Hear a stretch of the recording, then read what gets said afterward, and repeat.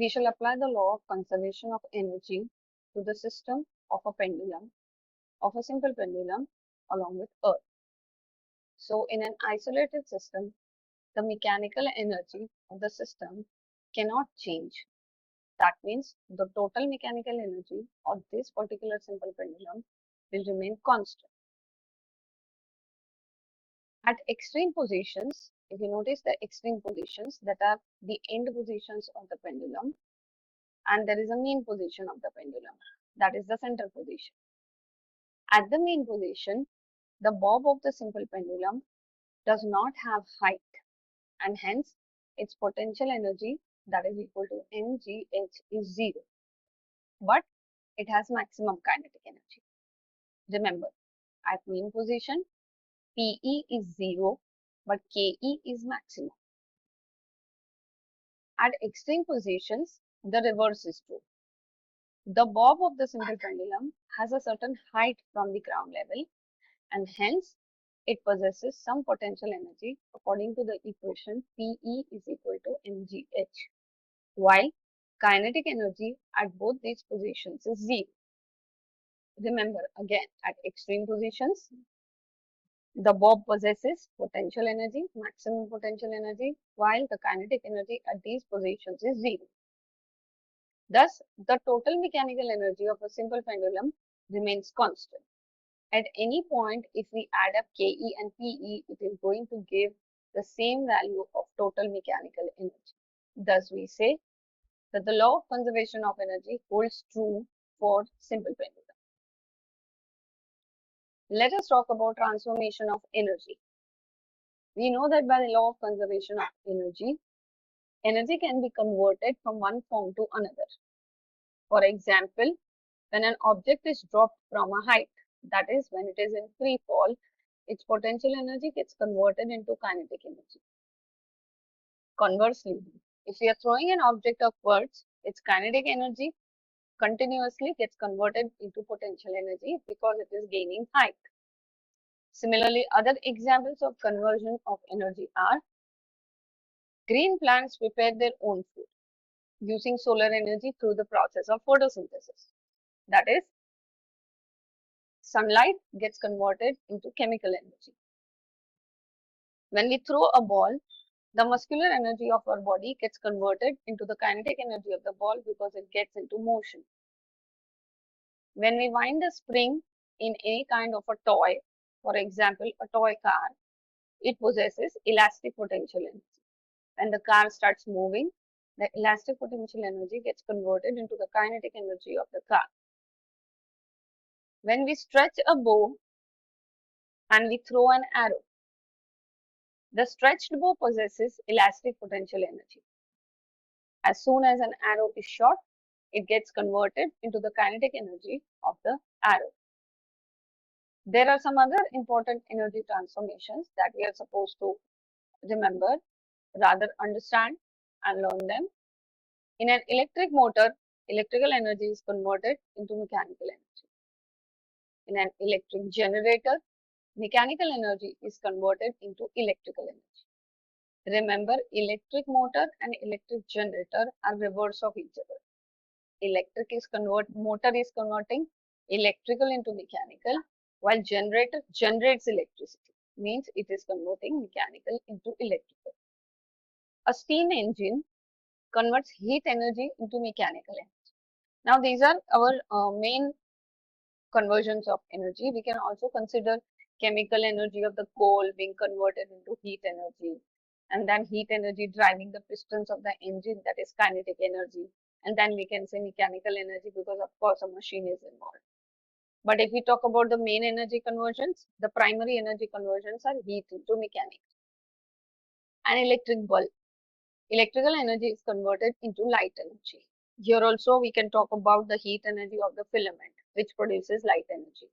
So it can be electrical into heat into light.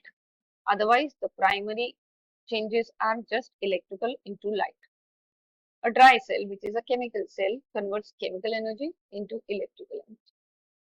A solar cell will convert solar energy into electrical energy. An atomic bomb converts atomic energy into heat and light energy as well as sound energy because it is a bomb, of course. So with this, we come to the end of the chapter. A quick revision for us. We had started with work. So work is said to be done by a force when the body is displaced through some distance in the direction of the force. Remember, we have done the equation for work done. W is equal to F into S, where F is the force and S is the displacement. Here, the equation.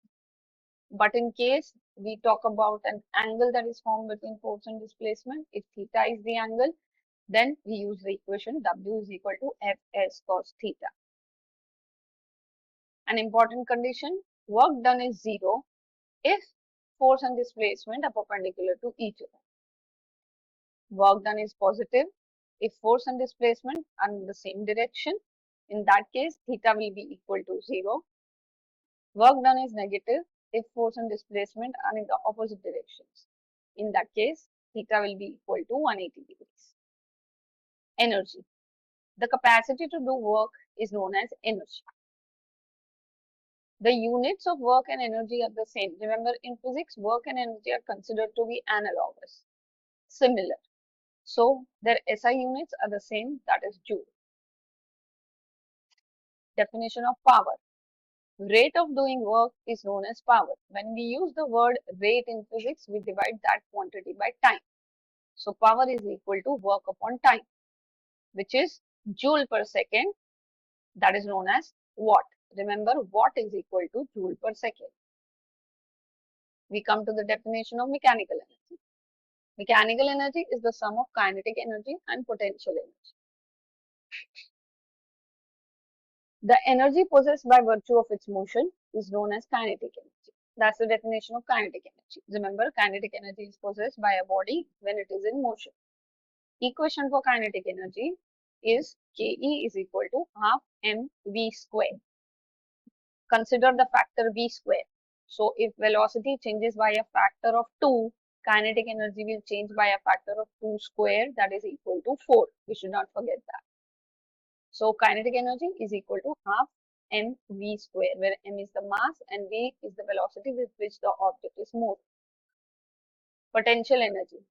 The energy possessed by a body due to change in its position or shape is called potential energy. So, potential energy is of two kinds. There is gravitational potential energy and there is elastic potential energy.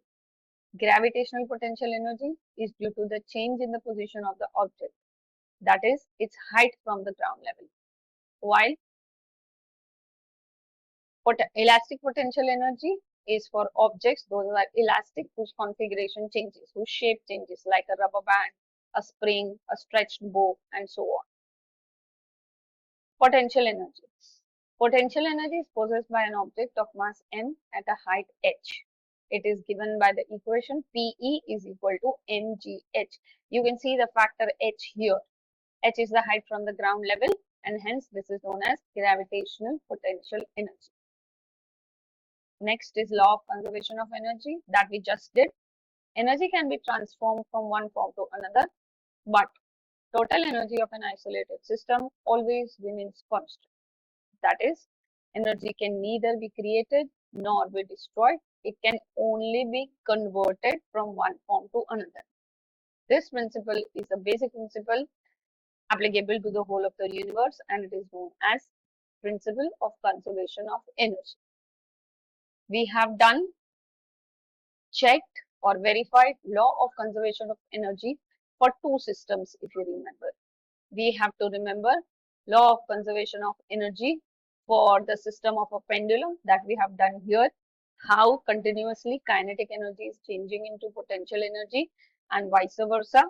We should be able to describe this, as well as law of conservation of energy for a free falling body that we had done in the previous class, that is this one. This is a fully mathematical concept. We should be able to solve or calculate potential or kinetic energies, that is the total mechanical energy at each of the positions shown here, that is A, B and C. That will verify our law of conservation of energy for both the systems, an object that is in free fall as well as for a pendulum. So that's it for the chapter.